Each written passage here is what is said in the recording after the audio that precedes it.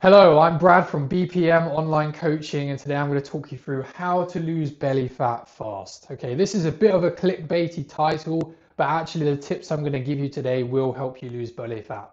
You cannot dictate where your body will burn its fat cells, okay? You can't wrap a bin bag around yourself and go for a run and then you'll lose belly fat that way. You can't do 1,000 crunches and you'll lose belly fat that way. Your body is just going to reduce body fat by itself.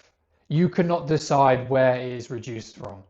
But belly fat is the last area which you will lose body fat. You will burn fat off your chest, off your arms, off your legs, and you'll notice that you still have that layer of body fat covering your lower abdomen, and that will stay there for quite some time because that is the last area that you will lose body fat.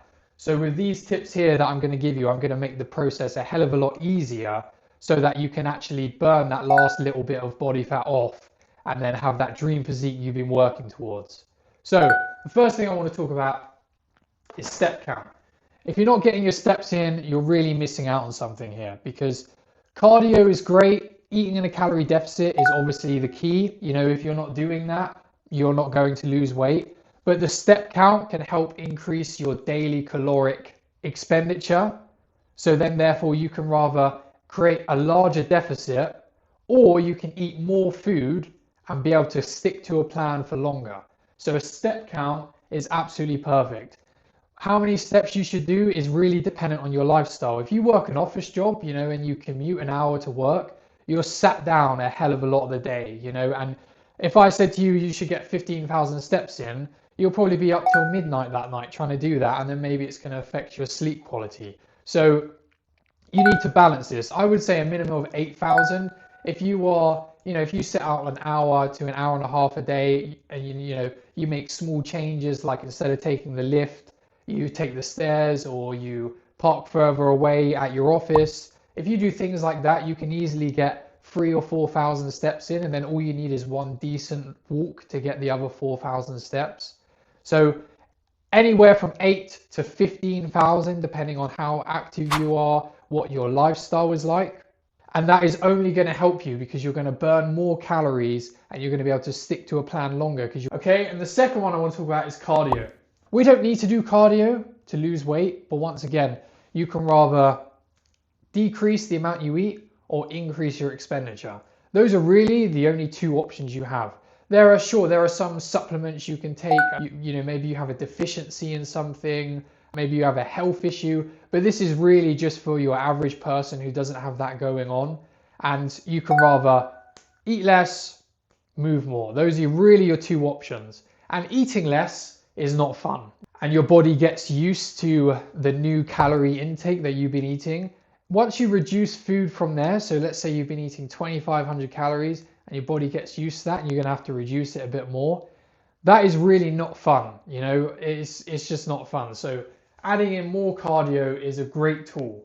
However, you need to be careful with this because, you know, you're eating in a calorie deficit, you have less nutrients given to your body to be able to recover from training, to be able to live your normal lifestyle. So you don't really want to be doing an hour every single day of strenuous cardio. It's going to quickly get boring, hard, and it's going to run you down into the ground. So I like to go with lower impact versions of cardio. So incline treadmill walking, you can do the cross trainer. Rowing is quite hard, but it is a really good form of cardio that I enjoy.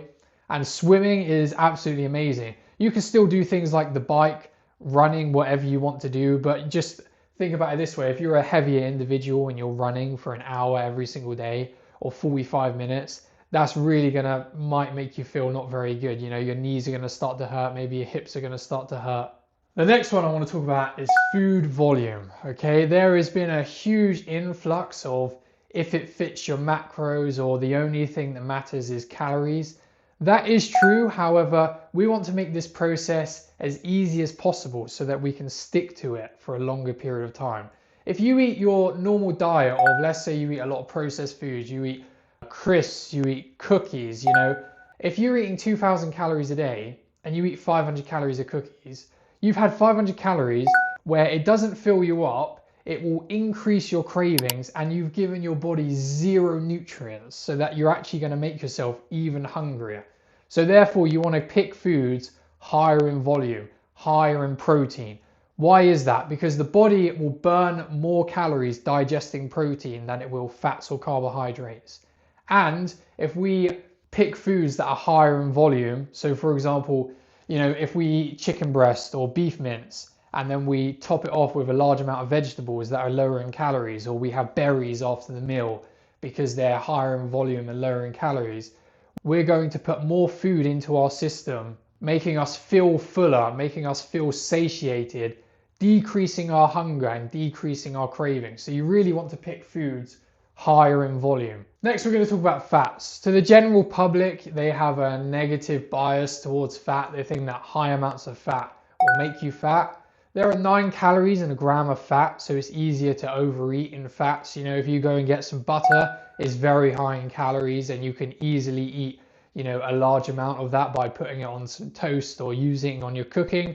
But fats are not bad for you. Fats are not the devil. Healthy fats are important for brain health and proper hormone function. If you cut out healthy fats, it's going to affect your testosterone levels. You're going to feel more tired, you're going to feel more irritable, and you're just not going to feel yourself. We do need to be careful with fats because, like I said, they're very high in calories and we're trying to eat in a deficit here, but we don't want to cut them out completely. They're going to help you feel more satiated and they're going to make the dieting process easier. Great sources of healthy fats are olive oils, avocados, and nuts, and whole eggs, to name a few. Okay, lastly, I want to talk about weight training. Okay, this whole video, everything about losing body fat is about simply that, losing body fat. You do not want to lose weight. I know people want to lose 2 stone in 2 weeks like that for some reason, because they want to get to their goal as soon as possible. They want to look different, they want to feel different. Not tomorrow, not today, yesterday. But unfortunately, the truth is there's only so quickly you can lose body fat. And when you decrease your calories even more, you're actually going to start losing muscle. And you might think, oh, I don't care if I lose muscle, I just want to lose weight. Trust me, you do not want to lose muscle. It gives your body shape, it gives you a figure, it makes you look good. You don't need to be walking around like a huge bodybuilder, but you do not want to lose the muscle you have. So the key to that, and as well increasing muscle mass, is weight training. You don't need to go crazy with this. Let's say you're training full body 3 times a week. You're focusing on good compound lifts, training hard, fairly close to failure, good form and technique. Or if you want to go more serious, you can do an upper-lower style split where you're in the gym 4 days a week.